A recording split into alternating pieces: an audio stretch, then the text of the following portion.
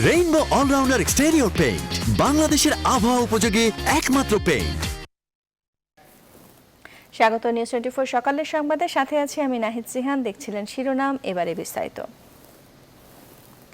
সাবেক স্বরাষ্ট্রমন্ত্রী অ্যাডভোকেট সাহারা খাতুন আর নেই। ব্যাংককের একটি হাসপাতালে মারা গেছেন তিনি। ইন্না লিল্লাহি ওয়া ইন্না ইলাইহি রাজিউন। ব্যাংককের বামরুন গ্রাদ হাসপাতালে বৃহস্পতিবার রাত 11:40 মৃত্যুবরণ করেন বর্ষিয়ান এই রাজনীতিবিদ। উন্নত চিকিৎসার জন্য গত সোমবার এয়ার অ্যাম্বুলেন্সে তাকে নিয়ে থাইল্যান্ডের ব্যাংককে নিয়ে যাওয়া হয়। এর আগে আওয়ামী লীগের সভাপতি মণ্ডলীর সদস্য ও সাবেক স্বরাষ্ট্রমন্ত্রী অ্যাডভোকেট সাহারা খাতুন রাজধানীর একটি বেসরকারি হাসপাতালে চিকিৎসাধীন ছিলেন। মাঝে শারীরিক অবস্থার সামান্য উন্নতি হলেও মেডিকেল বোর্ডের পরামর্শে উন্নত চিকিৎসার জন্য থাইল্যান্ডে নিয়ে যাওয়া হয় সাহারা খাতুনকে। তার মৃত্যুতে গভীর শোক প্রকাশ করেছেন রাষ্ট্রপতি আব্দুল হামিদ ও প্রধানমন্ত্রী শেখ হাসিনা। শোক বার্তায় দেশ ও জাতি একজন দক্ষ নারী নেত্রী এবং সৎ জননেতাকে হারালেন বলছেন প্রধানমন্ত্রী।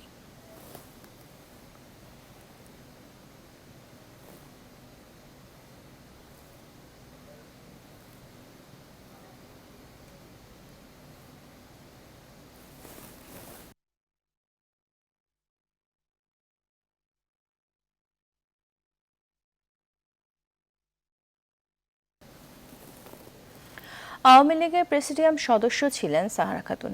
রাজনৈতিক জীবনে তিনি স্বরাষ্ট্রমন্ত্রী এবং ডাক ও টেলিযোগাযোগ মন্ত্রী হিসেবে দায়িত্ব পালন করেন। 3 বার সংসদ সদস্য হিসেবে নির্বাচিত হন। মৃত্যুকালে তার বয়স ছিল 77 বছর।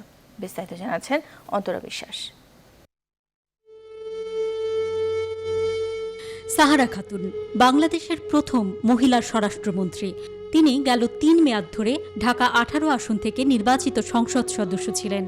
1943 সালের 1 মার্চ জন্মগ্রহণ করেন ঢাকার কুর্মিটোলায়। তার বাবা আব্দুল আজিজ এবং মা তুরজান্নেসা। 1960 সালে তিনি সিদ্ধেশ্বরী গার্লস হাই স্কুল থেকে ম্যাট্রিক পাশ করেন। করাচি বিশ্ববিদ্যালয় থেকে 1967 সালে ইংরেজি মাধ্যমে বিএ ডিগ্রি অর্জন করেন।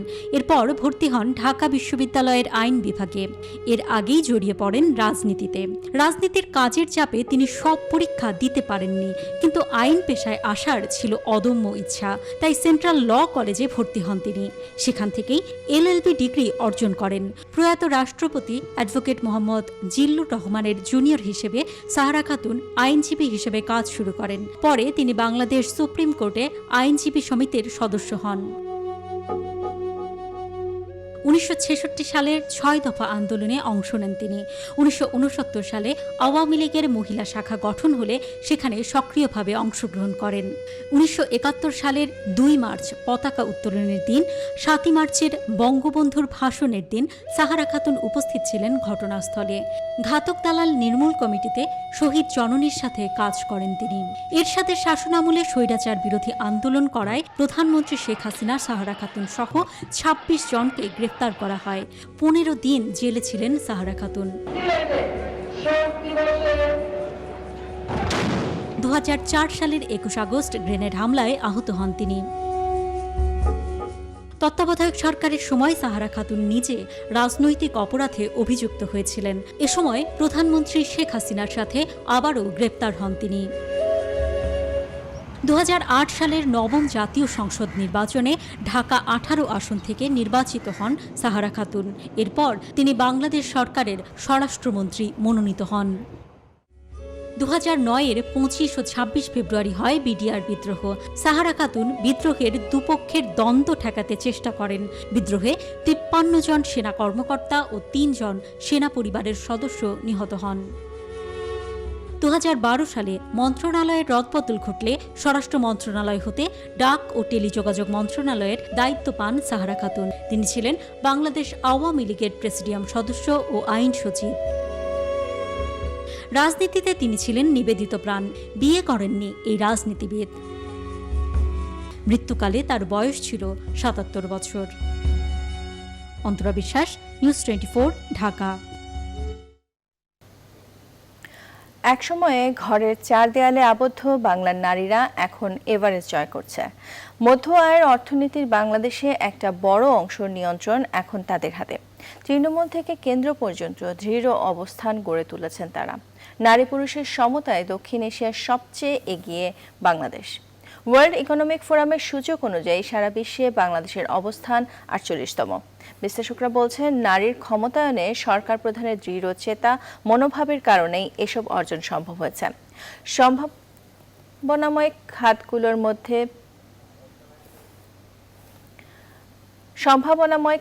মধ্যে বাংলাদেশের সবচেয়ে এগিয়ে তথ্য প্রযুক্তি। বাকিটা প্রতিবেদনে। সম্ভাবনাময় খাতগুলোর মধ্যে বাংলাদেশের সবচেয়ে এগিয়ে তথ্য প্রযুক্তি। আউটসোর্সিংয়ে বিশ্বজুড়ে যে শ্রমশক্তি কাজ করে তার 16 ভাগ বাংলাদেশের। গত এক দশকে এ খাত থেকে আয় যেমন বেড়েছে, তেমনি বেড়েছে তথ্য প্রযুক্তিতে নারীর অংশগ্রহণ। শুধু তথ্য প্রযুক্তি নয়, বাংলাদেশের নারীরা এখন যুদ্ধ বিমান চালায়। রাজনীতি, অর্থনীতি, প্রশাসন কিংবা আইন শৃঙ্খলা বাহিনী, নারীর সরব উপস্থিতি সবখানে। গত এক দশকে বাংলাদেশে নারীর ক্ষমতায়ন চোখে পড়ার মতো, আর যার কারণে তা সম্ভব হয়েছে তিনি প্রধানমন্ত্রী শেখ হাসিনা। আমাদের সরকার প্রধানের প্রতি আমি বলবো যে আমার আস্থা আছে যে উনি অত্যন্ত এই ব্যাপারে উনি খুবই উনি নারীর ক্ষমতায়নের ব্যাপারে খুবই দৃঢ়। প্রধানমন্ত্রী ছাড়াও সংসদের বিরোধী দলীয় নেতা এবং স্পিকার নারী। আওয়ামী লীগ সরকারের 3 মেয়াদেই গুরুত্বপূর্ণ বিভিন্ন মন্ত্রণালয় সফলতার সঙ্গে চালিয়েছেন নারীরা। বাংলাদেশের সংসদে নারীর অংশগ্রহণ এশিয়ার যে কোনো দেশের চেয়ে বেশি। রাজনৈতিকভাবে আমরা ক্ষমতায়িত করতে চাই, হঠাৎ করে কাউকে রাজনীতিতে এনে বসিয়ে দেওয়া খুব কঠিন ব্যাপার। তাকে তৃণমূল থেকে তৈরি হতে হয়, আর এই তৈরির কাজটি মাননীয় প্রধানমন্ত্রী দক্ষ হাতে করলেন এবং একেবারে ইউনিয়ন পরিষদের মেম্বার যাদেরকে করা হলো, মেয়েদেরকে সেই সুযোগটা তিনি করে দিয়েছেন। অর্থনৈতিকভাবে স্বাবলম্বী করতে অগ্রাধিকার পাচ্ছেন নারীরা। জামানত ছাড়া সর্বোচ্চ 25 লাখ টাকা এসএমই লোন পান তারা। শিক্ষার পাশাপাশি কিছু আর্ন না করতে পারলে মেয়েরা সেই গুরুত্বটা পরিবারে থাকে না, আর সেই কারণে মাননীয় প্রধানমন্ত্রী সারা বাংলাদেশে বিনা খরচে মেয়েদেরকে বিভিন্ন ধরনের প্রশিক্ষণ দিলেন এবং সেই প্রশিক্ষণ মহিলা ও শিশু বিষয়ক মন্ত্রণালয়ের মাধ্যমে হয়েছে। বিশ্লেষকদের মতে, নারী ক্ষমতায়নের জন্য সরকার প্রধানের যে প্রচেষ্টা, তার সঙ্গে তাল মেলাতে হবে প্রশাসনের, কর্মচারী আর সমাজের পুরুষদের। তাহলে আরো দৃঢ় হবে নারীর অবস্থান। শাহ আলী জয়, নিউজ 24, ঢাকা। কেমন হবে করোনা পরবর্তী দেশের রাজনীতি? রাষ্ট্রবিজ্ঞানী আতাউর রহমান বলেছেন, অর্থনৈতিক সংকটে আক্রান্ত জনগণের মনস্তত্ত্ব বুঝতে ব্যর্থ হলে সরব হবে না রাজনীতির ময়দান। আর রাজনৈতিক বিশ্লেষক মহিউদ্দিন আহমদ মনে করছেন, নতুন প্রজন্মের রাজনীতি বিমুখতার কারণে বদলে যেতে পারে দেশের রাজনৈতিক সংস্কৃতি। তবে করোনা শেষের রাজনীতিতে সুবাতাস বইবার তেমন কোনো লক্ষণ নেই বলেও মনে করেন কোনো কোনো বিশেষজ্ঞরা। তানজির মেহেদির প্রতিবেদনে বিস্তারিত। দশম সংসদ নির্বাচনের পর অনেকটা নিস্তেজ দেশের রাজনীতির মাঠ। কিছু ব্যতিক্রম বাদ দিলে মিছিল স্লোগানে উত্তপ্ত ছিল না রাজপথ, ছিল না হরতাল, পিকেটিং। যদিও সভা সমাবেশ করতে দেখা গেছে রাজনৈতিক দলগুলোকে। বৈশ্বিক মহামারী করোনা রাজনীতির অঙ্গনকে আরও মলিন করে তুলেছে। জনগণের জন্য যে রাজনীতি, সেখানে জনগণের কাছে যেতে পারছেন না রাজনীতিকরা, কারণ সংক্রমণ ঠেকাতে মানতে হচ্ছে সামাজিক দূরত্ব। এমন বাস্তবতায় রাষ্ট্রবিজ্ঞানীরা বলছেন, করোনা মোকাবিলা আর অর্থনৈতিক ঝুঁকি সামাল দেয়া সরকারের সবচেয়ে বড় চ্যালেঞ্জ। তাদের সক্ষমতার উপর নির্ভর করবে দেশের রাজনৈতিক ও অর্থনৈতিক স্থিতিশীলতা। জনগণের মনে যেটা বেশি, সেটা হচ্ছে যে কিভাবে তারা এই সংকট থেকে উদ্ধার হবে। সুতরাং জনগণ ছাড়া তো রাজনীতি হবে না। সুতরাং রাজনৈতিক দলগুলো কথা বলতে পারবে, কিন্তু সেই কথা যদি জনগণ না গ্রহণ করে এবং তারা যদি সোচ্চার না হয়, তাহলে কিন্তু রাজনীতি সরব হবে না। করোনাকালে ত্রাণ ও স্বাস্থ্য খাতের দুর্নীতি প্রমাণ করেছে দেশের রাজনৈতিক সংস্কৃতির দুর্বলতা। ফলে মনস্তাত্ত্বিক বদল না এলে রাজনীতির নতুন ধারাও সূচিত হবে না বলে মনে করেন এই শিক্ষাবিদ। যারা এখন রাজনৈতিক সুবিধাগুলো ভোগ করছে, নিজের করায়ত্তে রেখেছে, সেটাকে সহজে ছাড়তে চাইবে না, সেটাকে করায়ত্তের দখলে রাখার জন্য নতুন একটা মডেল হাজির করবে। এর বেশি কোনো পরিবর্তন রাজনীতিতে হয় বলে আমি মনে করি না। দেশের মানুষ রাজনীতির অন্তপ্রাণ মেনে নিয়েও রাজনৈতিক বিশ্লেষকরা বলছেন, জীবন আর অর্থনীতি যখন সংকটের মুখে, তখন রাজনীতি এর বাইরে নয়। যে ধারায় রাজনীতি হয়ে আসছে এত বছর, এই ধারাটি আর থাকবে না। আমাদের এখানে আমরা মনে করি 365 দিনই সকাল বিকাল রাজনীতি করতে হবে। এই জিনিসটা আর থাকবে না। এখন যাদের জন্য রাজনীতি, আগামী দিনে তরুণরা যদি রাজনীতি না করে, রাজনীতি তো থাকবে না। করোনা ঝুঁকি কাটিয়ে বাংলাদেশের অগ্রযাত্রা ধরে রাখতে জনগণের অধিকার বাস্তবায়নকে সবচেয়ে গুরুত্ব দিতে হবে বলে মনে করেন বিশ্লেষকরা। তানজিল মেহেদি, নিউজ 24, ঢাকা। দুর্নীতি ও অনিয়মের অভিযোগে রিজেন্ট গ্রুপের চেয়ারম্যান শাহেদের দেশ থেকে নিষেধাজ্ঞা জারি করে ইমিগ্রেশনকে চিঠি দিয়েছে পুলিশ সদর দপ্তর। একই সাথে শাহেদের ব্যাংক হিসাব জব্দের নির্দেশ দিয়েছে বাংলাদেশ ব্যাংকের আর্থিক গোয়েন্দা ইউনিট। তার বিরুদ্ধে অনুসন্ধানে নেমেছে দুদকও। এদিকে অনিয়ম ও দুর্নীতির বিরুদ্ধে সরকারের শুদ্ধি অভিযান শুরুর কথা জানিয়েছেন সড়ক পরিবহন ও সেতুমন্ত্রী ওবায়দুল কাদের। বিস্তারিত জানাচ্ছেন ফখরুল ইসলাম। রিজেন্ট হাসপাতাল খুলে কোভিড টেস্ট রিপোর্ট জালিয়াতি, অনিয়ম ও বছরের পর বছর নানা দুর্নীতির অভিযোগে অভিযুক্ত মোহাম্মদ শাহেদ করিম। গত 6 জুলাই রাজধানীর উত্তরায় রিজেন্ট হাসপাতালে র্যাবের অভিযানে অনিয়মের চিত্র ধরা পড়লে গা ঢাকা দেন প্রতিষ্ঠানটির চেয়ারম্যান শাহেদ। এরই মধ্যে পলাতক শাহেদের বিরুদ্ধে মামলা করে জারি করা হয় দেশ ত্যাগে নিষেধাজ্ঞা। রিজেন্টের এমডি ও জনসংযোগ কর্মকর্তা সহ গ্রেপ্তার করা হয় 9 জনকে। রিজেন্ট হাসপাতালের যিনি মালিক শাহেদ করিম বিপুল পরিমাণ অবৈধ সম্পদের মালিক।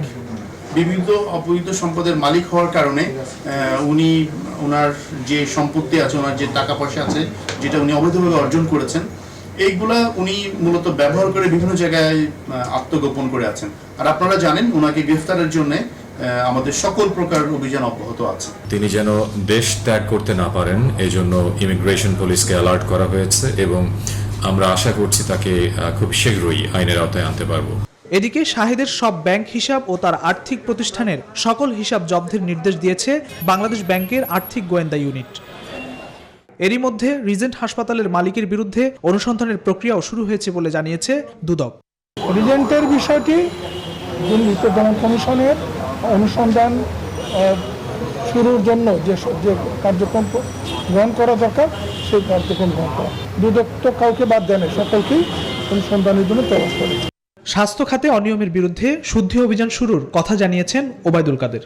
নমুনা পরীক্ষা, ভুয়া সনদ, প্লাজমা ডোনেশন, সুরক্ষা সামগ্রী ক্রয়, হাসপাতালের যন্ত্রপাতি সংগ্রহ সহ অন্যান্য খাতের সাথে স্বাস্থ্য খাতের নানান অনিয়মের বিরুদ্ধে শেখ হাসিনা সরকার শুদ্ধি অভিযান শুরু করেছেন। এ অভিযান অব্যাহত থাকবে। অনিয়ম ও দুর্নীতির বিরুদ্ধে সরকার আরো কঠোর অবস্থানে থাকবে বলেও জানান তিনি। ফখরুল ইসলাম, নিউজ 24, ঢাকা। স্বাস্থ্য খাতে অভিযুক্ত শীর্ষ সিন্ডিকেট মাফিয়া মোতারেজুল ইসলাম মিঠু দুদকের তলবে হাজির হননি। 2 আইনজীবীর মাধ্যমে বক্তব্য পাঠিয়েছেন। এদিকে করোনার পিপিই মাস্ক কেলেঙ্কারিতে স্বাস্থ্য মন্ত্রণালয় ও স্বাস্থ্য অধিদপ্তরের কাউকে জড়িত পেলে তলব করা হবে দুর্নীতি দমন কমিশনে। দুদক সচিব দেলোয়ার বখত এসব কথা জানান। আলী তালুকদারের প্রতিবেদন। অভিযোগ আছে যুক্তরাষ্ট্রে বসে স্বাস্থ্য বিভাগে কলকাঠি নাড়েন মোতাজ্জেরুল ইসলাম মিঠু। বিভিন্ন সরকারি চিঠিতে তাকে স্বাস্থ্য খাতের দুর্নীতিবাজ সিন্ডিকেটের মূল হোতা হিসেবেও চিহ্নিত করা হয়। পিপিই মাস্ক কেলেঙ্কারিতে জড়িত থাকার অভিযোগে সিন্ডিকেট মাফিয়া সম্রাট হিসেবে পরিচিত মিঠুকে তলব করে দুর্নীতি দমন কমিশন। অভিযোগ আছে Lexicon Merchandise, Techno Trade Limited এবং Dhaka Central International Medical College and হসপিটালের চেয়ারম্যান মোতাজ্জেরুল ইসলাম মিঠু ও মেডিটেক ইমেজিং লিমিটেডের পরিচালক হুমায়ুন কবির কোটি টাকা হাতিয়ে নিয়েছেন। অসুস্থ জানিয়ে দুদকে নিজে না এসে আইনজীবী পাঠায় মিঠু। আমরা আমাদের পেপার জমা দেব, তারপর আপনাদের সাথে আমরা দেখি। আপনার নাম কি?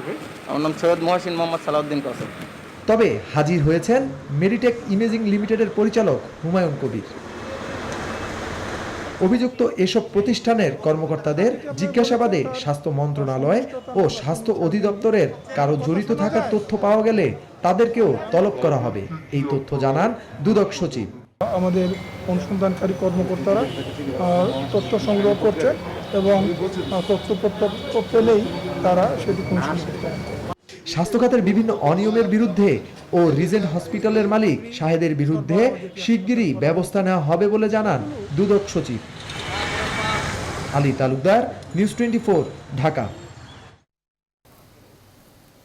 দুর্বৃত্তায়ন আর প্রতারণা যেন স্বাস্থ্য খাতের প্রতিশব্দে রূপান্তরিত হয়েছে। বিশেষজ্ঞরা বলছেন, দুর্বৃত্তরা রাজনৈতিক লেবাসের স্বাস্থ্য কাঠামোতে ঢুকে মানুষের মৌলিক অধিকার নিয়ে ছিনিমিনি খেলছে, যার ফসল করোনা সার্টিফিকেট প্রতারণা, যন্ত্রপাতি কেনাকাটায় অনিয়ম আর রিজেন্টের মতো হাসপাতাল গড়ে ওঠা। স্বাস্থ্য খাতে দুর্বৃত্ত মুক্ত করতে ক্যাসিনোর মতো ব্যাপক শুদ্ধি অভিযানের দাবি তাদের। বিস্তারিত আশিকুর রহমান শ্রাবণের প্রতিবেদনে। করোনা সংকট দেশের স্বাস্থ্য ব্যবস্থার ভঙ্গুরতাকে সামনে এনেছে, যার শুরু N95 মাস্ক কেলেঙ্কারি দিয়ে। তার কদিন পরই চিকিৎসকদের সুরক্ষা সরঞ্জাম কেনাকাটার হাজার কোটি টাকার অনিয়ম ব্যবস্থাপনা সংকটকে আরও স্পষ্ট করে। অক্সিজেন আর আইসিইউ সংকটকে পুঁজি করে একটি মহল রাতারাতি ভৌতিক বিল বানিয়ে শুরু করে ডাকাতি। রিজেন্টের করোনা সার্টিফিকেট জালিয়াতি এসব অনাচারের মুখোশ খুলে দেয়। করোনার আগেও নিশ্চয়ই তারা অনেক দুর্নীতি করেছে, কিন্তু করোনা হওয়ার পরে তাদের দুর্নীতিটা এখন প্রকাশ্যে নেমে এসেছে। এগুলো শুধু যে মানবাধিকার লঙ্ঘন সংবিধানের তা নয়, এগুলো ফৌজদারি অপরাধ। অনতিবিলম্বে স্বাস্থ্য মন্ত্রণালয়ের যারা জড়িত আছে, এবং আমি মনে করি শীর্ষ লোকজন জড়িত আছে, তাদের সকলের বিরুদ্ধে দুদককে কিন্তু এখন ব্যবস্থা গ্রহণ করতে হবে। কিভাবে স্বাস্থ্য কাঠামোতে লুটেরা চক্র অনুপ্রবেশ করেছে তার ধারণা দিয়েছেন দুদকের সাবেক চেয়ারম্যান গোলাম রহমান।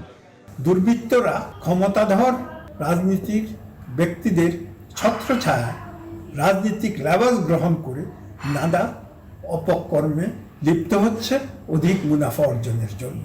দুর্বৃত্তদেরকে দ্রুত আইনের আওতায় না আনা যায়, এবং শুধু তাদেরকে নয়, যাদের ছত্রছায়ায় তারা দুঃসাহস হয়ে উঠেছে তাদেরকেও যদি আইনের আওতায় না আনা হয়, তাহলে মানুষকে সেবা প্রদান করা, তাদের মৌলিক অধিকার নিশ্চিত করা দুরূহ হয়ে পড়বে। মোহাম্মদ শাহেদ কিংবা মিঠু সিন্ডিকেটের দৌরাত্মে সাধারণ মানুষ কোণঠাসা। তাদের দমনে রাজনৈতিক ও প্রশাসনিক শুদ্ধি অভিযানের পক্ষে টিআইবি।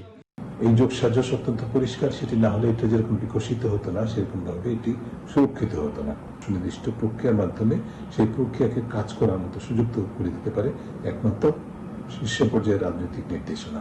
আমরা সেটি আশা করব। মূলত স্বাস্থ্য খাতের দুর্বল নেতৃত্বের সুযোগে সবল লবিংবাজরা দুর্নীতি ও অনিয়মের সুযোগ নিচ্ছে বলেও মত বিশ্লেষকদের। আশিকুর রহমান শ্রাবণ, নিউজ 24, ঢাকা। দেশে করোনা ভাইরাস নির্ণয়ের জন্য ল্যাব বাড়লেও বাড়ছে না নমুনা পরীক্ষা। স্বাস্থ্য অধিদপ্তর বলছে, পরীক্ষা বাড়ানোর জন্য আরও বাড়ানো হবে ল্যাব। তবে ল্যাব বৃদ্ধিই নয়, পাশাপাশি কিট আমদানি বৃদ্ধি ও বিকল্প পরীক্ষার উপর জোর দিচ্ছেন রোগতত্ত্ব বিশেষজ্ঞরা। গেল 7 দিনের তথ্য বিশ্লেষণ করে বিস্তারিত জানাচ্ছেন রিশাদ হাসান। 8 মার্চ বাংলাদেশের করোনা ভাইরাস সংক্রমণের পর থেকেই বেশি বেশি টেস্টের উপর জোর দিয়ে আসছিলেন বিশেষজ্ঞরা। শুধু তাই নয়, বিশ্ব স্বাস্থ্য সংস্থাও আক্রান্ত দেশগুলোকে দ্রুত রোগের শনাক্তের কথা বলছিল। যদিও শুরুর দিকে আরটিপিসিআর ল্যাব না থাকায় বেশি নমুনা পরীক্ষা সম্ভব হয়নি। বর্তমানে দেশে আরটিপিসিআর টেস্টের ল্যাবের সংখ্যা 75টি। ল্যাব বাড়লেও সে তুলনায় বাড়ছে না টেস্টের সংখ্যা। গেল 7 দিনের তথ্য বিশ্লেষণ করে দেখা যায়, 2 জুলাই সর্বোচ্চ 18,362টি নমুনা পরীক্ষা করা হলেও 7 জুলাই নমুনা পরীক্ষা করা হয় সর্বনিম্ন 13,173টি। স্বাস্থ্য অধিদপ্তর বলছে, নমুনা পরীক্ষা বাড়ানোর জন্য বাড়ানো হচ্ছে পিসিআর ল্যাব। অনেক মানুষের টেস্ট করতে পারি এবং শনাক্ত করতে পারি আসলে কতগুলো পজিটিভ কতগুলো নেগেটিভ, সেটা জানার জন্য আমরা ল্যাবের সংখ্যা বাড়াচ্ছি এবং টেস্টের সংখ্যা বাড়াচ্ছি, এবং এগুলো আমরা প্রতিদিন গণমাধ্যমে কিন্তু বিভিন্ন কারণে জানিয়ে দিচ্ছি। তবে পিসিআর ল্যাব বৃদ্ধির পাশাপাশি কিট আমদানি ও অ্যান্টিজেন টেস্ট সহ ভিন্ন ভিন্ন টেস্টের উপর জোর দিচ্ছেন রোগতত্ত্ব বিশেষজ্ঞরা। কিটের আমদানি করাটা যেন নিরুপদ্রব হয় এবং মানসম্মত কিট যেন আসে সেটা নিশ্চিত করতে হবে। তার পাশাপাশি আমাদেরকে টেস্ট করবার জন্য অন্যান্য পদ্ধতিও চালু করতে হবে। ইতিমধ্যে সরকার চিন্তা করছে যে অ্যান্টিজেন টেস্ট করে সেটা করা যায় কিনা। দেশে করোনা সংক্রমণের সর্বোচ্চ মাত্রাকে নিয়ন্ত্রণে রাখতে প্রতিদিন অন্তত 30,000 নমুনা পরীক্ষার পরামর্শ দিচ্ছেন রোগতত্ত্ব বিশেষজ্ঞরা। রিশাদ হাসান, নিউজ 24, ঢাকা। রাজধানীর ওয়ারীতে লকডাউন ঘোষণার 6ষ্ঠ দিন পার হলেও করোনা সংক্রমণের হার বাড়ছে প্রতিনিয়ত। লকডাউন বাস্তবায়নের শুরু থেকে বেগ পেতে হচ্ছে পুলিশ ও স্বেচ্ছাসেবকদের। নানা অজুহাতে বের হচ্ছেন মানুষ। এমন পরিস্থিতিতে বিশেষজ্ঞরা বলছেন লকডাউনের মধ্যেও আক্রান্ত বৃদ্ধি নয়, বরং পরীক্ষার ফলে পূর্বে আক্রান্তদেরও এখন শনাক্ত চলছে। মূলত এই এলাকায় নতুন আক্রান্ত বাড়ছে কিনা তা বোঝার জন্য অপেক্ষা করতে হবে আরও পুরো 21 দিন। আরও জানাচ্ছেন সৈয়দ রায়হান। করোনা সংক্রমণের হার ক্রমশ বৃদ্ধি পাওয়ায় গেল 4 জুলাই থেকে লকডাউনে রাজধানীর দক্ষিণ সিটির ওয়ারি এলাকা। লকডাউনের 6ষ্ঠ দিন পার করলেও এই এলাকায় ক্রমশ বাড়ছে সংক্রমণের হার। 69 জনের মধ্যে আপনার আক্রান্তের সংখ্যা হইল 31। আমরা খুব স্ট্রিক্ট যে বের হতে দেব না, তারপরও কিছু মানবতায় এলাকাবাসীর কাছে অনুরোধ রইল তারা যেন মধ্যরাতে স্বাভাবিক যেটা অতি প্রয়োজন সেটার জন্য আমাদের ফোন দেয় এবং আমরা সেটা অলরেডি পৌঁছে দেব। এ পরিস্থিতিতে স্বাস্থ্য বিশেষজ্ঞরা বলছেন, যারা এখন শনাক্ত হচ্ছেন তারা মূলত আক্রান্ত হয়েছিলেন লকডাউন বাস্তবায়নের আগেই। এখন যে সমস্ত রোগী পাওয়া গেছে তারা ইনফেক্টেড হয়েছে, এই বেষ্টনী দেওয়ার আগেই তারা সংক্রমিত হয়েছে। এখন যে সমস্ত কেসগুলো আগে রিপোর্ট হয় নাই, তারা পরীক্ষা করতে আসতে পারে নাই, নানা ঝামেলা, সেই পরীক্ষা তারা এখন পাচ্ছে। ওয়ারিতে সংক্রমণ ছড়িয়ে পড়ার হার জানতে 21 দিন অপেক্ষা করারও পরামর্শ তার। সেই সংক্রমিত হওয়ার 1 থেকে 14 দিনের মধ্যে তাদের মধ্যে লক্ষণ দেখা যায়। বেষ্টনীর পরে কতজন পাওয়া গেছে, 21 দিনের মাথায় গিয়ে যতটা রোগী আপনি পাবেন সেইটা হবে এটা রেজাল্ট। লকডাউনের শিক্ষা ধরে স্থানীয় বাসিন্দাদের সতর্ক চলাচলই পারে করোনা সংক্রমণের হার কমাতে, অভিমত ডাক্তার মোস্তাক হোসেনের। সৈয়দ রায়হান, নিউজ 24, ঢাকা। এবার বৈশ্বিক করোনা পরিস্থিতিতে বিশ্বজুড়ে করোনায় মৃত্যু ও সংক্রমণ বাড়ছে। গেল 24 ঘন্টায় বিশ্বে আক্রান্তের সংখ্যা 2,13,000 আর প্রাণহানি 5,500। এসব ঘটনায় বিশ্বে কোভিড-19 মোট মৃত্যু 5,56,000 ছাড়িয়েছে। মোট আক্রান্ত 1,23,77,000-এর বেশি। আর যুক্তরাষ্ট্রে একদিনে 61,000 মানুষ সংক্রমিত হয়েছে। ব্রাজিলে মারা গেছে 1,187 জন। ভারতেও বাড়ছে সংক্রমণ। মার্কিন গবেষকদের আশঙ্কা, আগামী বছর ভারতে দৈনিক আক্রান্তের সংখ্যা 3 লাখে পৌঁছতে পারে। তবে স্বস্তির খবর, বিশ্বে এ পর্যন্ত প্রায় 71,80,000-এর বেশি করোনা রোগী সুস্থ হয়েছেন।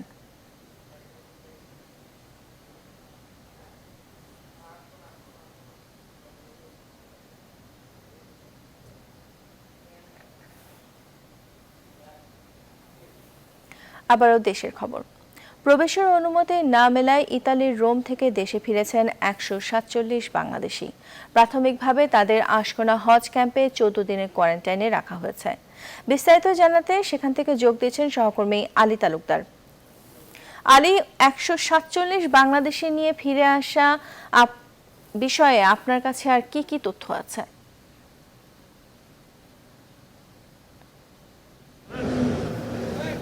ধন্যবাদ।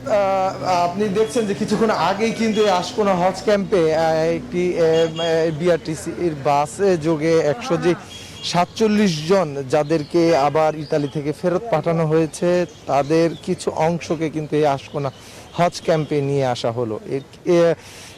তারা রাতেই কিন্তু হযরত শাহজালাল আন্তর্জাতিক বিমানবন্দরে অবস্থান করেন এবং তাদেরকে ধাপে ধাপে নিয়ে আসা হয় এই আশকোনা হজ ক্যাম্পে। আমরা জানি যে বিশ্ব জুড়ে কিন্তু করোনার যে প্রকোপ ছড়িয়েছে, সেই ক্ষেত্রে অন্যান্য রাষ্ট্রগুলো কিন্তু এই করোনা নিয়ে খুবই সতর্ক এবং সেই সতর্কতার অংশ হিসেবে তারা বাংলাদেশ সহ আরও কয়েকটি দেশকে এই করোনার ঝুঁকির বিষয়গুলো এড়িয়ে যাওয়ার ক্ষেত্রে এই বাংলাদেশে তারা আর বাংলাদেশের কোনো নাগরিককে ইতালিতে প্রবেশ করতে দিবে না। সেই প্রেক্ষিতেই কিন্তু এই 147 জন যারা বাংলাদেশ থেকে গিয়েছিলেন ইতালিতে, তাদেরকে কিন্তু ফেরত পাঠানো হয়েছে। আপনি দেখতে পাচ্ছেন জিহান যে বিআরটিসি বাসে করে কিছুক্ষণ আগে যাদেরকে হযরত শাহজালাল আন্তর্জাতিক বিমানবন্দর থেকে নিয়ে আসা হলো, তাদেরকে কিন্তু নামানো হবে এবং তাদেরকে আমরা দেখছি যে যারাই আসছেন, যাদেরকে নিয়ে আসা হচ্ছে তাদেরকে এখানে রাখা হচ্ছে এবং তাদের যারা স্বজনরা রয়েছেন তারাও কিছু স্বজন এখানে আমরা দেখেছি, তাদের কাছেও এক ধরনের উদ্বিগ্ন উৎকণ্ঠা কাজ করেছে যে তারা গত ইতালিতে প্রবেশ করতে পারলো না, সেক্ষেত্রে তাদেরকে আবার এই আশকোনা হজ ক্যাম্পে ফেরত নিয়ে আসা হলো। সেই ক্ষেত্রে তাদেরকে কি করা হবে এবং এই আশকোনা হজ ক্যাম্পে তাদেরকে কি কোয়ারেন্টাইনে রাখানোর ব্যবস্থা করা হবে কিনা, সেই বিষয়গুলো নিয়ে কিন্তু তাদের এক ধরনের দুশ্চিন্তা কাজ করছে এবং স্বজনরা বলছেন যে আসলে তাদের, কারণ আমরা জানি যে করোনাকালীন সময়ে ইতালি থেকে এবং ইউরোপ সহ অন্যান্য দেশ থেকে যারা এসেছিল তাদেরকে কিন্তু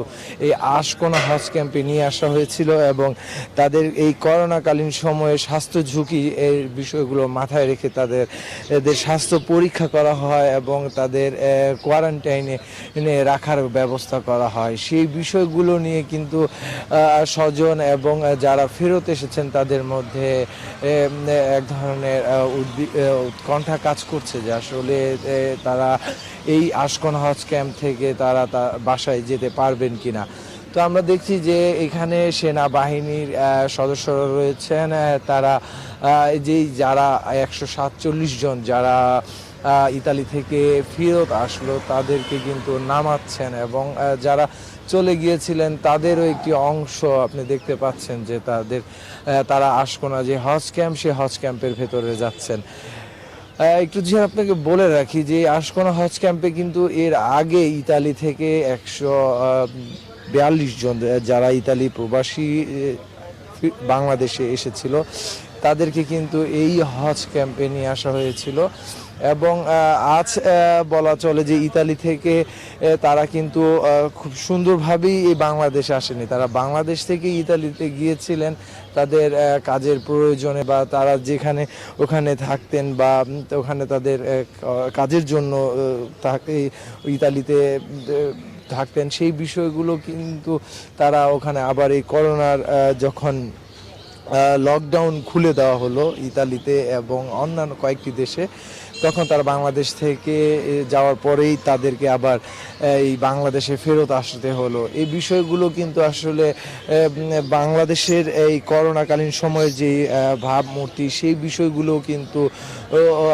বিবেচনার বিষয়। এখানকার যারা রয়েছেন স্বজন তারা বলছেন যে তাদের কেউই কিন্তু করোনা আক্রান্ত হয়েই ইতালিতে যাননি, কেন তাদের ফেরত আসতে হলো, সেই বিষয়গুলো নিয়ে কিন্তু তাদের ভিতরে উৎকণ্ঠা কাজ করছে। যে আসলে আমরা দেখেছি যে অতীতেও যারা বিদেশ থেকে এসেছেন তাদেরকে কিন্তু স্বাস্থ্য পরীক্ষা করা হতো এবং স্বাস্থ্য পরীক্ষা করার পরে তাদের নিজ দায়িত্বে বা তাদের চিকিৎসকের পরামর্শ অনুযায়ী কোয়ারেন্টাইনে থাকার কথা বলা হয়েছিল। কিন্তু এই 147 জন যারা ফেরত আসলেন, যাদেরকে এই আশকোনা হজ ক্যাম্পে রাখা হয়েছে এখন পর্যন্ত, তাদের ব্যাপারে কি সিদ্ধান্ত বা তারা তাদের বাসায় যেতে পারবেন কিনা সেই বিষয়গুলো কিন্তু বিবেচনার বিষয়। কারণ তারা এর মধ্যে কিন্তু বাংলাদেশ থেকে ইতালিতে পৌঁছেছিলেন এবং সেখান থেকে আবার তারা বাংলাদেশে ফেরত আসলেন। সেই ক্ষেত্রে বলা চলে যে তাদের এই যাতায়াত পথে বিষয়গুলো বিবেচনা করে তারা তাদের স্বাস্থ্যগত বিষয়গুলো তারা বিবেচনা করবেন কিনা এবং তারা পরবর্তীতে তাদের বাসায় ফেরত যেতে পারবেন কিনা বা কখন তারা এই আশকোনা হজ ক্যাম্প থেকে যাবেন, সেই বিষয়গুলো কিন্তু ভাববার বিষয়। তো সেই বিষয়গুলো সম্পর্কে আমরা হয়তো বা জানতে পারবো। তো এই আশকোনা হজ ক্যাম্প থেকেই ছিল আমার কাছে সর্বশেষ খবর। জিহান, ধন্যবাদ আলী। সংবাদের এই পর্যায়ে নিচ্ছি আমরা একটি বিরতি, সঙ্গেই থাকুন। আবার স্বাগত, দেখছেন নিউজ 24। তলানি থেকে ঘুরে দাঁড়াতে চেষ্টা করছে দেশের দুই পুঁজিবাজার। অল্প করে হলেও সূচক বাড়ছে গেল কয়েকদিন ধরে, পাশাপাশি গতি ফিরছে লেনদেনেও। ক্রেস সিকিউরিটিজের মালিক গ্রেপ্তার সহ নিয়ন্ত্রণকারী সংস্থার কঠোর অবস্থানে আস্থা বাড়ছে বিনিয়োগকারীদের। তবে বিশেষজ্ঞরা বলছেন সাধারণ বিনিয়োগকারীদের বাজারে নিয়ে আরও জোরালো পদক্ষেপ প্রয়োজন। সুলতান আহমেদের প্রতিবেদন।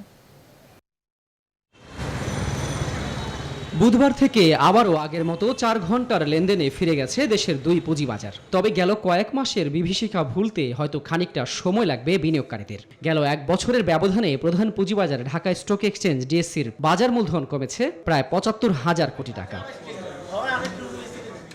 সম্প্রতি ক্রেস্ট সিকিউরিটিজের মালিক লেনদেন গুটিয়ে লাপাত্তা হওয়ার পর আতঙ্ক বাড়ে বিনিয়োগকারীদের। তবে কয়েকদিনের মধ্যেই তাকে গ্রেফতারে যা অনেকটাই কেটে গেছে। বাজার বিশেষজ্ঞরা বলছেন, ক্রেস্ট সহ সব ধরনের অনিয়মের বিরুদ্ধে কঠোর পদক্ষেপ নেওয়া হলেই আস্থা ফিরবে বিনিয়োগকারীদের। এই ধরনের যে পুনরাবৃত্তি যাতে না ঘটে সেই জন্য একটা দৃষ্টান্তমূলক তাকে শাস্তির ব্যবস্থা করতে হবে। এবং আমাদের যে 2010-এর পর থেকে সিকিউরিটি এক্সচেঞ্জ কমিশন যে র্যান্ডমলি ব্রোকার হাউসগুলি ইনভেস্টিগেট করতো, সেটাকে কন্টিনিউ করতে হবে।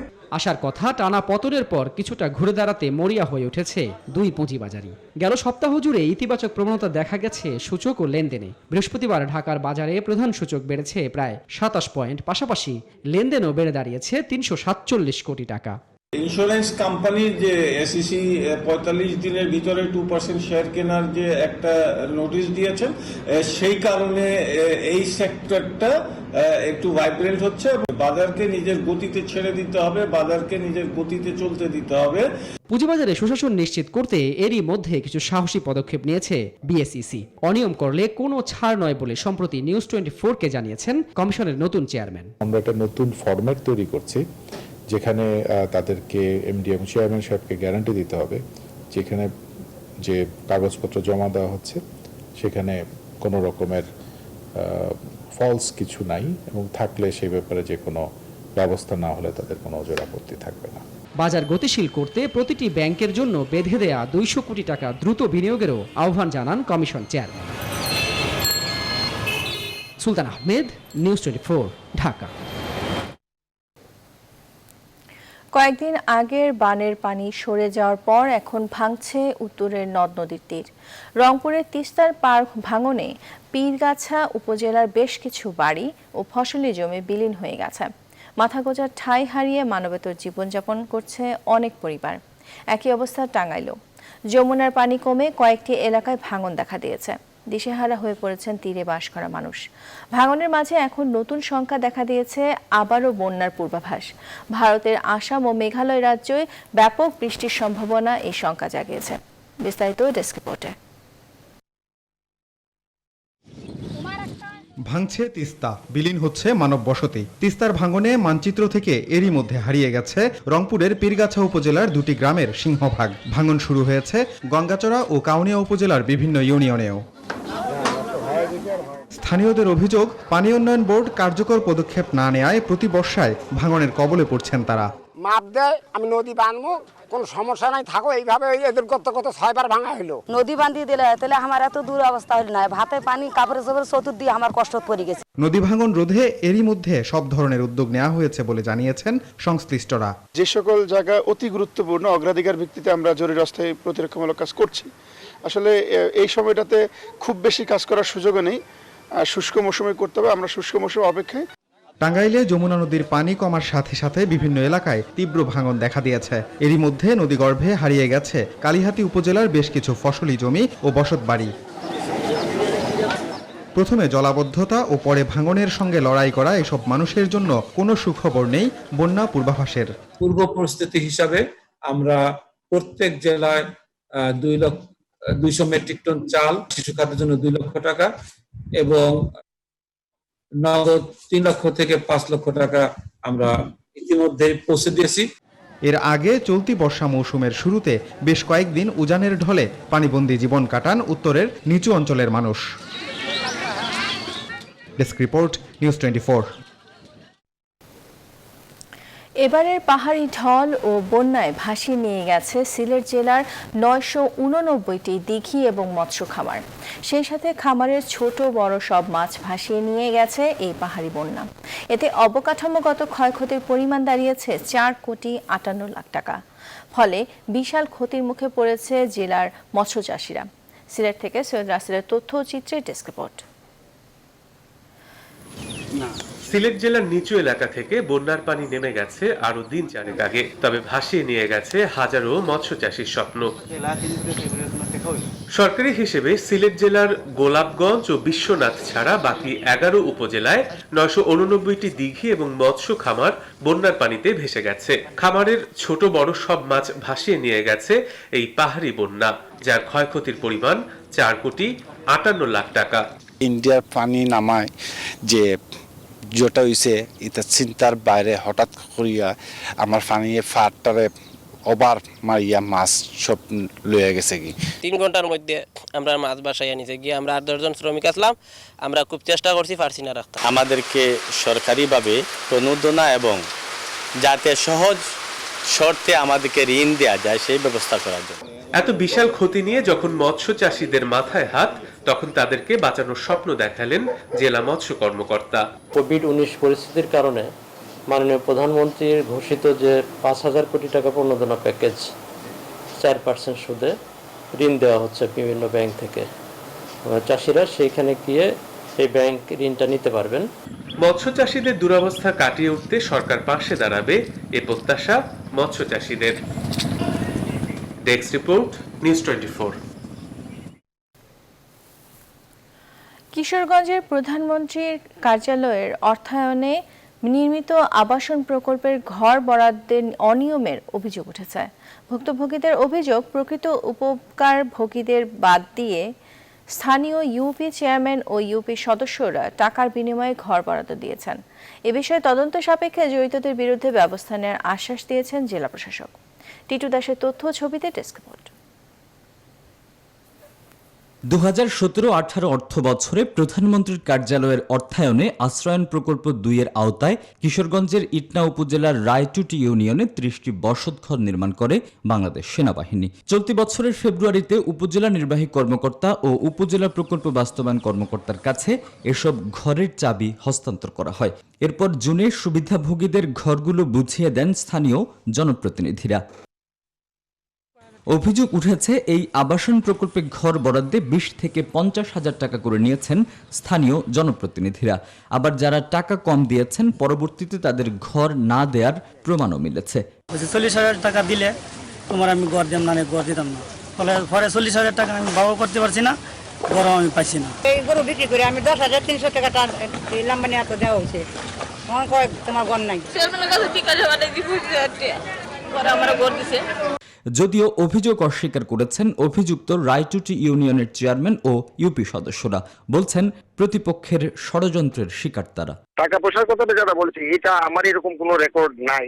আমি দুইবার চেয়ারম্যান যে আমি এরকম কোনো কাজ করি, মিথ্যা কথা যদি একজনের রটায় দেয় তাহলে আমার তো আর কিছু করার থাকে না। আমার এই 2 মহিলার টাকা হাত দিয়ে কিন্তু আমি নেই নাই, তাই বলে তাদেরকে ভোট দিয়ে নিয়ে, কিন্তু আমার পূর্ব শত্রু মানে করে তারা আমার সাথে এরকম আচরণ করতেছে।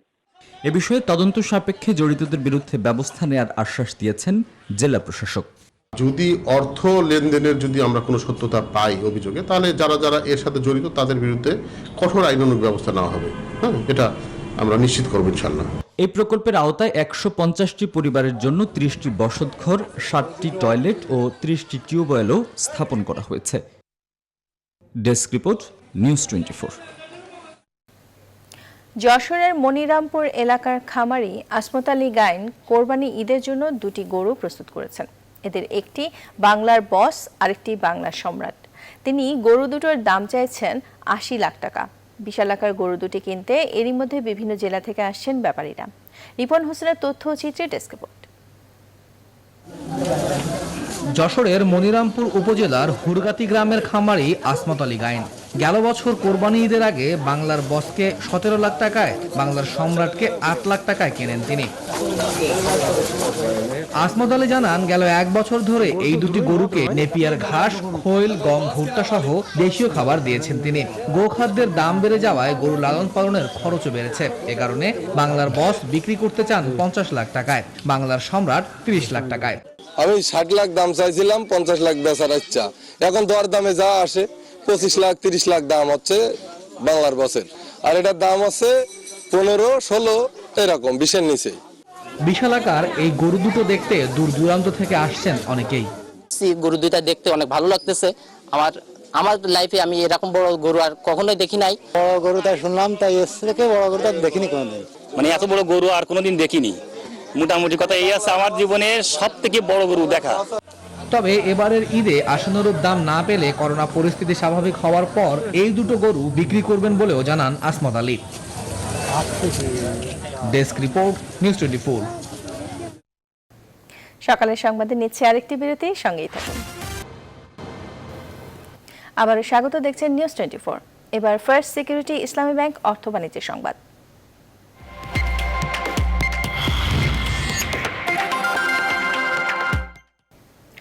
বিরোধীদের আপত্তি থাকলেও সংসদে পাশ হলো বাংলাদেশ ব্যাংকের গভর্নরের চাকরির মেয়াদ 2 বছর বৃদ্ধির বিল। বৃহস্পতিবার বাজেট অধিবেশনে বাংলাদেশ ব্যাংক অর্ডার বিল 2020 আনুষ্ঠানিকভাবে পাশ হয়। তবে মহামারীকালে বাজেট নিয়ে প্রধানমন্ত্রী জানিয়েছেন এবারের বাজেট বাস্তবায়ন কঠিন হবে। বিস্তারিত জানাচ্ছেন বাবু কামরুজ্জামান। ধন্যবাদ মাননীয় মন্ত্রী। করোনাকালে এবছর বাজেট উপস্থাপনায় ছিল ভিন্নধর্মী আয়োজন। প্রতি বছর অর্থমন্ত্রী 3 থেকে 5 ঘন্টা ধরে সংসদে বক্তব্য দিয়ে বাজেট উপস্থাপন করলেও এবার মাত্র 57 মিনিটে বাজেট উপস্থাপন শেষ হয়। এর মধ্যে অর্থমন্ত্রীর বক্তব্য ছিল মাত্র 6 থেকে 7 মিনিট। বাকি অংশে প্রাধান্য পায় ডিজিটাল উপস্থাপনা। রাজস্ব খাত সংস্কারের অংশে বাজেট অধিবেশনের শেষ দিনে এসে বাংলাদেশ ব্যাংক গভর্নরের বয়স বাড়াতে পাশ হলো বিল। অর্থমন্ত্রী আহম মোস্তফা কামালের পক্ষে পরিকল্পনা মন্ত্রী এম এ মান্নান জাতীয় সংসদে Bangladesh bank order amendment bill 2020 পাশের প্রস্তাব করলে তা কণ্ঠভোটে পাশ হয়। গুরুত্বপূর্ণ ভূমিকা রাখবে। গত 30 জুন 2020-21 অর্থ বছরের জন্য পাশ হয় 5,68,000 কোটি টাকার বাজেট। 9 কার্যদিবসের সংসদ অধিবেশনে চলতি 2020-21 অর্থ বছরের বাজেটের উপর আলোচনা হয় মাত্র 2 দিন। এছাড়া সম্পূরক বাজেটের উপর আলোচনা হয় 1 দিন। অধিবেশনের সমাপনী দিনে মহামারীকালের এই বাজেট বাস্তবায়ন নিয়ে সংসদে প্রধানমন্ত্রী বলেন, এবারের বাজেট বাস্তবায়ন হবে বড় চ্যালেঞ্জ। 5,68,000 কোটি টাকার বাজেট আমরা দিয়েছি। আমাদের উন্নয়ন বাজেট যেটা আমরা 2,05,145 কোটি টাকার উন্নয়ন বাজেট আমরা দিয়েছি। আমি জানি যে হয়তো এটা এই করোনার কারণে সবটুকু আমরা অর্জন করতে পারবো কি পারবো না এটা নিয়ে প্রশ্ন আছে। সংকটকালীন এই সময়েও অর্থের প্রবাহ স্বাভাবিক রাখা এবং মূল্যস্ফীতি নিয়ন্ত্রণের উপর গুরুত্বারোপ করেন প্রধানমন্ত্রী। নিজেকে সুরক্ষিত রাখার জন্য যা যা করণীয়। বাবু কামরুজ্জামান, নিউজ 24, ঢাকা। সাহস রাখতে হবে। বাস্তবায়নাধীন সরকারি অর্থনৈতিক অঞ্চলে বিনিয়োগ করে বিপাকে ব্যবসায়ীরা। জমির দামের উপর নতুন করে 15% ভ্যাট যুক্ত করায় হতাশ তারা। একদিকে করোনা দুর্যোগ, অন্যদিকে ঘন ঘন নীতি পরিবর্তনে বিনিয়োগে উৎসাহ হারাচ্ছেন তারা। এছাড়া কাঙ্ক্ষিত ব্যাংক ঋণ না পাওয়ায় সময় মতো প্রকল্প বাস্তবায়ন নিয়েও তৈরি হয়েছে অনিশ্চয়তা। সুলতান আহমেদ জানাচ্ছেন বিস্তারিত। স্বপ্ন 100টি অর্থনৈতিক অঞ্চল বাস্তবায়নের, যেখানে কর্মসংস্থান তৈরির লক্ষ্যমাত্রা 1 কোটি মানুষের। সরকারের আশা এর ফলে একদিকে বাড়বে বিনিয়োগ, কেটে যাবে কর্মসংস্থানের দুশ্চিন্তা। এখন পর্যন্ত দেশি বিদেশি বিনিয়োগকারীদের কাছ থেকে $20 বিলিয়ন বিনিয়োগ প্রস্তাবও পেয়েছে বাস্তবায়নকারী সংস্থা বেজা। তবে সরকারি অর্থনৈতিক অঞ্চলগুলোয় কাজ এগোচ্ছে অনেকটাই ধীর গতিতে। উৎসাহ নেই উদ্যোক্তাদের মাঝেও। যারা এরই মধ্যে জমি লিজ নিয়েছেন তারা রয়েছেন ভ্যাট দুশ্চিন্তায়। শুরুতে অবহিত না করলেও পরে 15% ভ্যাট যুক্ত করা হয় জমির দামের সাথে। এতে 1 কোটি টাকার জমিতে বাড়তি 15 লাখ টাকা গুনতে হবে উদ্যোক্তাদের। 35 থেকে 40 জনের উপরে বিনিয়োগকারী ইতিমধ্যে বিনিয়োগ করেছে। 3টি বাস্তব সমস্যা প্রতিবাদ হচ্ছে। 1 নম্বর হচ্ছে 15% লিজ ল্যান্ডের উপরে ভ্যাট। সমস্যা সমাধানে বারবার চেষ্টা করেও সুফল না পাওয়ায় শেষ পর্যন্ত প্রধানমন্ত্রীর কার্যালয়ে বরাবর চিঠি দিয়েছেন বিনিয়োগকারী ব্যবসায়ীরা। সমস্যা সমাধানে প্রধানমন্ত্রীর হস্তক্ষেপ চেয়েছেন তারা। এমন নীতির ফলে লাখ লাখ কর্মসংস্থান তৈরির পথ দীর্ঘায়িত হচ্ছে বলেও উল্লেখ করা হয় এতে। এমপ্লয়মেন্ট তৈরি করার জন্য বিনিয়োগের প্রয়োজন।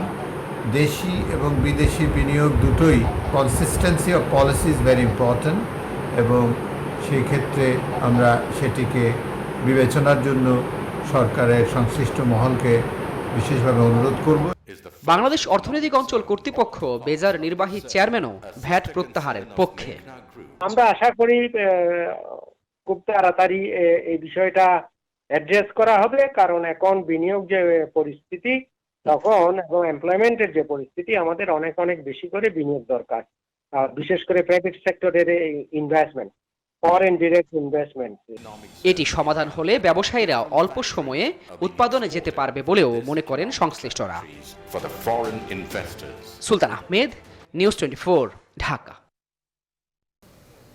সকালের সংবাদের সময় হলো আরেকটি বিরতির সঙ্গেই থাকুন। আবারও স্বাগত, দেখছেন নিউজ 24। ভেঙে ফেলা হচ্ছে বাংলাদেশ চলচ্চিত্র উন্নয়ন কর্পোরেশন বিএফডিসির 3 ও 4 নম্বর ফ্লোর। সেখানে তৈরি হচ্ছে 15 তলা বিএফডিসি কমপ্লেক্স। বিএফডিসির আয় বাড়ানো এবং আধুনিকায়নের অংশ হিসেবে এই কমপ্লেক্স নির্মাণ জরুরি বলে মনে করছেন বিএফডিসির কর্তৃপক্ষ, যদিও তা মানতে নারাজ চলচ্চিত্র সংশ্লিষ্টরা। তাদের মতে বাণিজ্যিক ভবন তৈরি হলে বিএফডিসির স্বকীয়তা নষ্ট হবে। ভঙ্গুর এই শিল্পকে বাঁচাতে আগে প্রয়োজন সিনেমা হলের সংস্করণ। বিস্তারিত জানাচ্ছেন ফাতেমা কাউসার। বিএফডিসির মূল ফটক দিয়ে ঢুকে সামনে আগালেই চোখে পড়বে শ্রমিকদের এমন কর্মযজ্ঞ। অর্ধ শতাধিক শ্রমিক সপ্তাহ খানেক ধরে 3 ও 4 নম্বর শুটিং ফ্লোর ভাঙার কাজ করছেন। 322 কোটি 70 লাখ টাকা ব্যয়ে এখানে নির্মিত হবে 15 তলা কমপ্লেক্স। এফডিসিকে আধুনিকভাবে গড়ে তুলতে 2018 সালের 3 অক্টোবর প্রকল্পটির অনুমোদন করে একনেক। অতিরিক্ত প্রকল্প পরিচালক জানালেন, এ বছরের শেষ নাগাদ শুরু হতে পারে বিএফডিসি কমপ্লেক্সের কাজ। দেরিতে শুরু হওয়ায় বাড়তে পারে ব্যয়ও। সংশ্লিষ্ট ডিপার্টমেন্টের ইঞ্জিনিয়াররা এসে এটা ভিজিট করে এটাকে রিজেক্ট ঘোষণা করেছে। টেন্ডারিং এর মাধ্যমে যথাযথভাবে ঠিকাদার নিয়োগ প্রক্রিয়াটা যথাসময়ে শেষ করতে পারি, মানে এখন থেকে 3 ইয়ার্স বলতে পারেন যে এর মধ্যে বিল্ডিংটা কমপ্লিট হবে। নতুন করে এস্টিমেট হচ্ছে, নতুন ডিজাইন হচ্ছে, এতে কিছুটা ব্যয় তারতম্য হতে পারে। তবে শুটিং ফ্লোর ভাঙাকে বিএফডিসির অঙ্গহানি বলছেন চলচ্চিত্র সংশ্লিষ্টরা। 1300 হল থেকে এখন মাত্র 63টা হলে চলে আসছে এবং 28টা ডিস্ট্রিক্টে কোনো সিনেমা হল নেই। তো এরকম যদি একটা বাংলাদেশের অবস্থা হয়ে থাকে তো তাহলে আগে হলের বিষয়টাই তো আগে করতে হবে। ভাঙাটা মোটেও ঠিক হবে না, এটা এফডিসির কিন্তু একটা অঙ্গহানি হবে। এই পজিশনে ইন্ডাস্ট্রিকে রান করাই চলে সরকারের একেবারে সার্বিক সহযোগিতা লাগবে। আমলাতান্ত্রিক কিছু জটিলতার জন্য এটা আগাচ্ছে না, এটা কোনো মুখ দেখতেছে না। বিএফডিসি যে চিন্তা ভাবনা করেছে, শপিং মল, বিভিন্ন সিনেপ্লেক্স সবকিছুই ঠিক আছে, কিন্তু এটা যাতে ব্যবসায়িক কেন্দ্রিক না হয়, এটা শিল্প চর্চার একটি কেন্দ্র যাতে তৈরি হয়। সারা দেশে যখন একের পর এক সিনেমা হল বন্ধ হচ্ছে, কমেছে সিনেমা নির্মাণ সংখ্যা, ঠিক তখন আধুনিকায়নের নামে বিএফডিসি কমপ্লেক্স নির্মাণকে বাংলা চলচ্চিত্রের জন্য অশনি সংকেত মনে করছেন চলচ্চিত্র সংশ্লিষ্টরা। চলচ্চিত্র শিল্পকে চাঙ্গা করতে এ ভবন কতটা কাজে লাগে তা সময় বলে দিবে। ফাতেমা কাউসার, নিউজ 24, ঢাকা। এই ছিল সকালের সংবাদের আয়োজন। সাথে থাকার জন্য ধন্যবাদ সবাইকে।